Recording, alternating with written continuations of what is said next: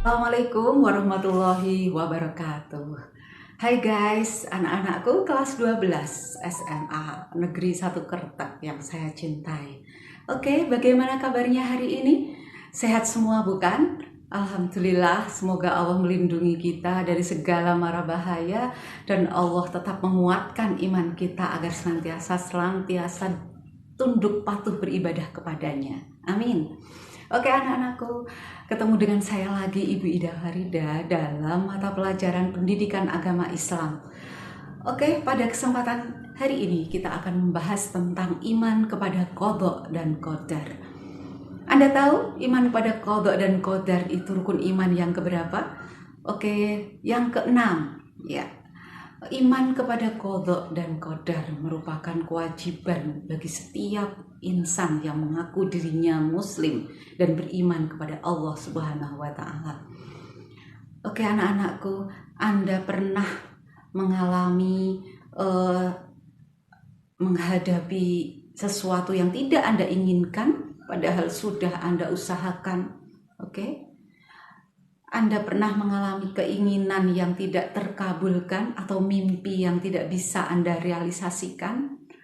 Oke, semua orang pasti memiliki seperti itu, pernah mengalami seperti itu. Nah, oke, ini semua ada hubungannya dengan keimanan seorang kepada takdir, iman kepada qadha dan qadar. Oke, pada kesempatan ini gitu ya, kita akan pelajari bagaimana sih kita mengaplikasikan iman kepada qadha dan qadar dalam kehidupan kita sehari-hari. Itu tujuan pembelajaran kita pada pagi hari ini. Oke ya. Rasulullah gitu ya, ketika ditanya oleh malaikat Jibril tentang iman itu apa ya Rasulullah gitu ya. Dalam hadis arba'in ini disebutkan bahwa antuk minu, kata Rasulullah, antuk minu billahi wa malaikatihi wa kutubihi wa rusulih wal yaumil akhir wa tu'minu bil qadri khairihi wa syarrihi, katanya. Jadi iman adalah itu beriman kepada Allah dan malaikatnya dan kitab-kitabnya, warusulih dan rasulnya, wal yaumil akhir dan beriman kepada hari akhir, wa tu'minu bil qadri khairihi wa syarrihi dan beriman kepada takdir baik maupun takdir buruk. Oke anak-anakku, inilah pembahasan kita tentang rukun iman yang terakhir. Oke anak-anakku, di dunia ini gitu ya, ketika dunia diciptakan, bahkan 50.000 tahun sebelum dunia diciptakan, kata Rasulullah gitu ya, Allah sudah menentukan kapan bumi ini dibentuk, kapan manusia dilahirkan, kapan manusia dimatikan, dan bagaimana perjalanan semua ciptaan Allah itu gitu. Itulah kemudian yang dinamakan qadha.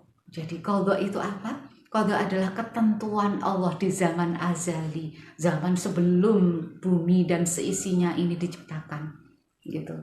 Bahkan dikatakan 50.000 tahun. Oke, bahkan daun yang jatuh aja sudah ditulis oleh Allah, apalagi tentang perjalanan hidup kita gitu ya. Nah, anak-anakku, qadar sekarang itu qadha. Qadar itu secara bahasa adalah ukuran, kadar, ukuran gitu ya. Nah, qadar sendiri adalah ketentuan Allah, keputusan Allah gitu ya atas segala perjalanan makhluknya gitu yang terjadi di muka bumi ini ya, sesuai dengan kehendaknya. Kayak anak-anakku, dan takdir yang kita kenal selama ini adalah bentuk dari masdar dari qaddara yuqaddiru takdiron gitu, ketentuan Allah gitu ya, keputusan Allah.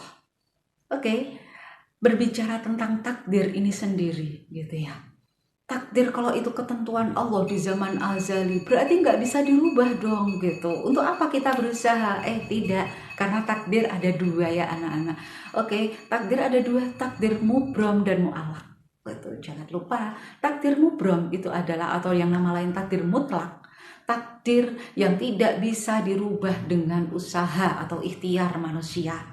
Contohnya bumi, kapan bumi diciptakan tuh, kapan bumi ini berakhir, usaha secanggih apapun teknologi kita, sepintar apapun kita, tidak bisa merubah takdir bumi ini berakhir atau kapan diciptakan, kan? Oke, kemudian kematian manusia. Kesehatan bisa kita usahakan, tapi kapan manusia diambil nyawanya oleh Allah, itu adalah takdir mubrom, tidak bisa dirubah oleh manusia. Dan kapan lahirnya juga, sekalipun dokter bisa memprediksi, oh itu 9 bulan 10 hari ini akan lahir, bisa jadi maju, bisa jadi mundur, kenyataannya seperti itu gitu. Itulah takdir yang tidak bisa dirubah dengan manusia. Tapi kalau kesehatan, keselamatan bisa, harus diusahakan, harus diikhtiarkan. Oke ya, keputusan berhasil atau tidak, mati atau tidak, lahir atau tidak, kapan lahirnya maksudnya, nah itu adalah keputusan takdir mubrom, takdir yang tidak bisa dirubah atas usaha manusia. Oke anak-anakku, kemudian perjalanan planet, perjalanan bumi ini, model jalannya matahari itu sudah ditetapkan oleh Allah, terbit dari mana, tenggelam di mana, itu juga takdir mubrom gitu ya.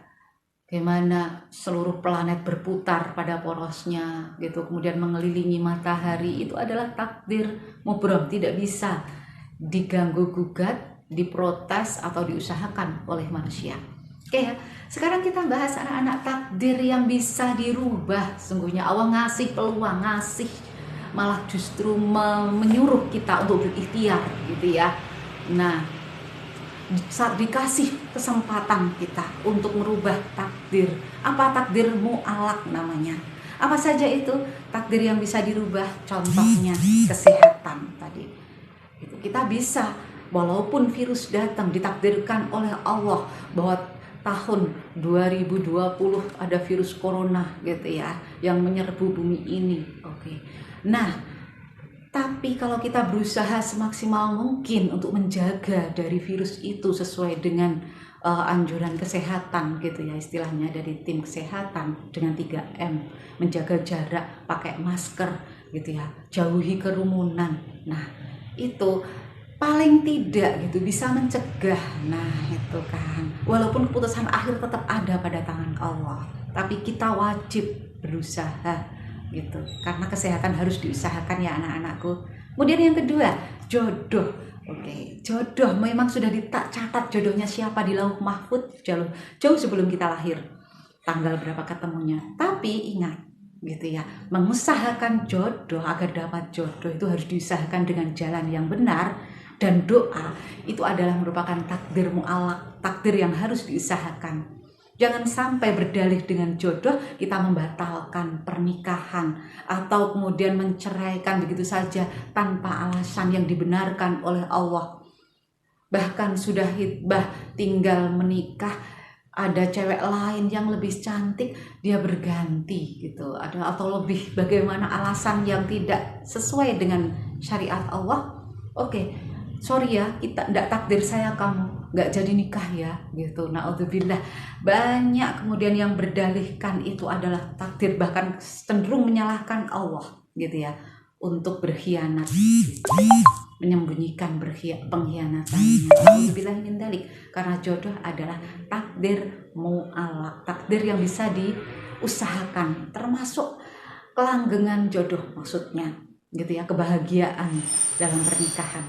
Ya anak-anakku, itu pembahasan kita tentang takdir mu'alak dan mubrom. Semoga kita dengan tahu ada takdir mu'alak dan mubrom justru membuat kita semakin giat bekerja, semakin giat belajar, semakin semangat untuk menentukan nasib kita sendiri.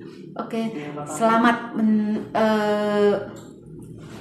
menggapai cita-cita Anda gitu ya. Selamat untuk berusaha semaksimal mungkin.